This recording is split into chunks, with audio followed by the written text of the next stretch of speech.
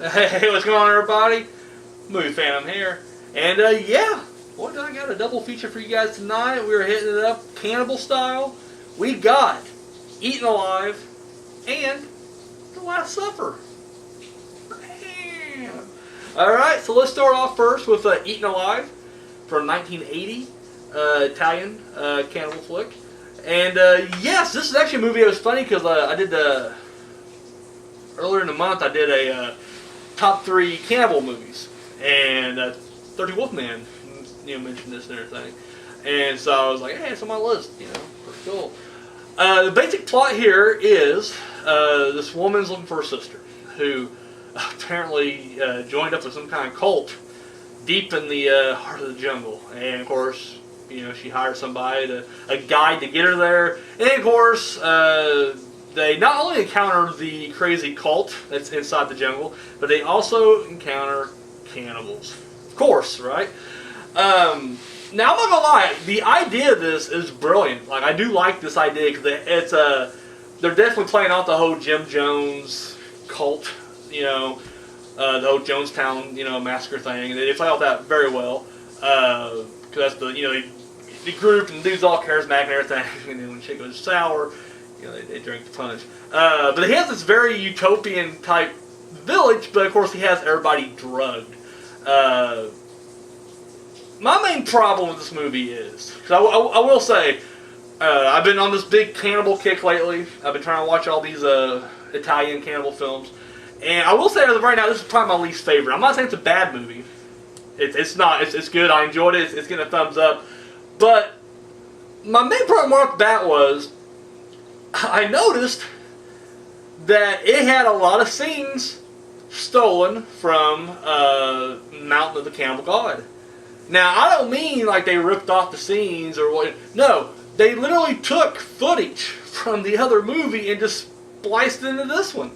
And I was like, and I probably wouldn't have noticed if it wasn't for the fact that I just watched Mountain of the Cannibal God, a few weeks ago.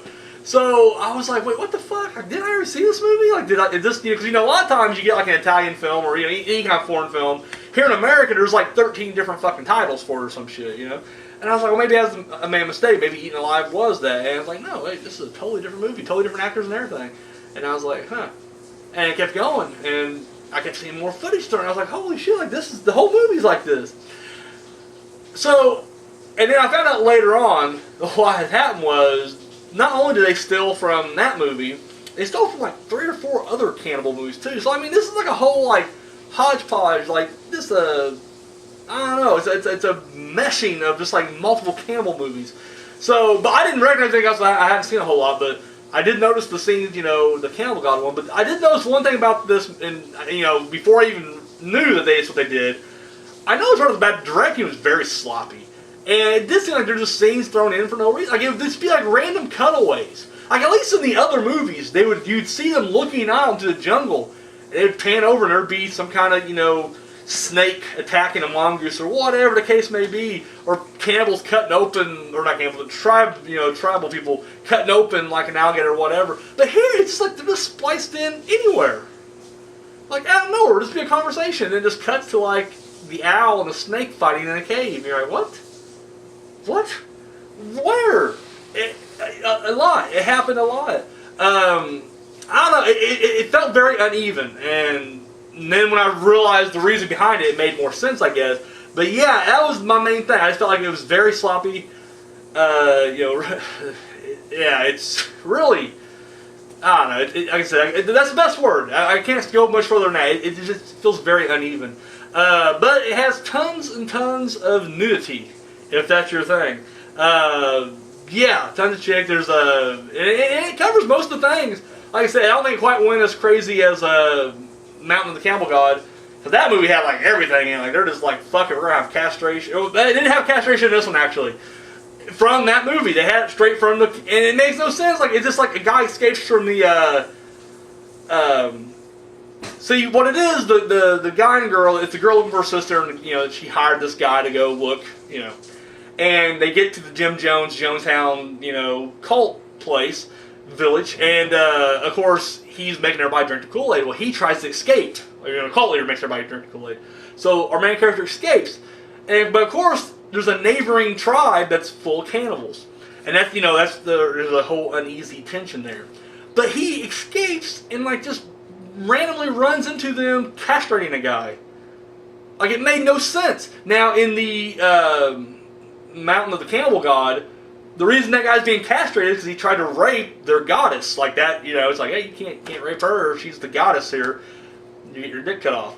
And it made sense. Here, it's like, he just like, oh, shit, and they just cut some dude's dick off for, like, no reason. Like, if I'd never seen the other movie, I would have been like, what the fuck is this? Like, it's just, I don't know. It's a lot of random shit like that. It's just so, I don't know. Yeah, that's all I'm gonna say about this. It ain't the best. It ain't the worst either.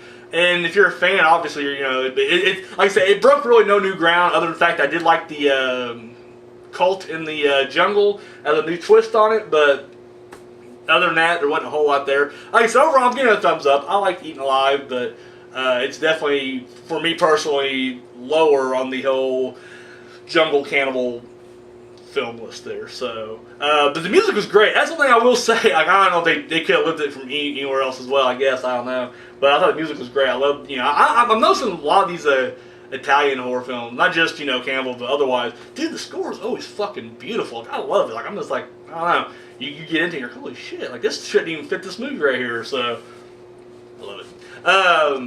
And then the other one, and then another thing too is like the cult leader gets away. Like, they open up for a sequel. Like, instead of like, in Jonestown, everybody dies, but in this one, like, he gives everybody else the Kool-Aid, then he fucking backpedals out. And I was like, awesome. Like, I want to see part 2 of this, where they just rip off more movies. And but yeah, they leave open for a sequel, but I guess Eaten Alive 2 was never made, so I don't know, maybe, who knows, maybe down the road someone will be like, you know what, we're going to make part 2 of this. We're going to get some closure to this movie. So, and I want to know why that guy was castrated. Like, we know why he was in the other movie, but I want to know why he was castrated in this movie. It makes no sense. So I was Eaten Alive. Let's fast forward now to 2005. And I believe this movie is Hong Kong. I'm horrible. I'm going to come off and sound like a racist white guy, and I'm sorry. I don't think it's a Japanese film. I think it was Hong Kong, but I could be totally wrong. It could be South Korea for all I know. The movie is called The Last Supper. The fan doesn't do his homework. I'm sorry. I get the movies, I watch them, and that's it, and then I walk away. The Last Supper. And when I heard it was The Last Supper cannibal movie, I was like, alright, we're going to have like zombie Jesus just eating the shit out. No, I know that. The movie is about this guy who, he is, he's a, what is he? Because he's a cook, but it's this part-time job. He's a plastic surgeon, sorry. I watched them both back-to-back like last week, I'm trying to remember. Plastic surgeon, who on the side is a cannibal.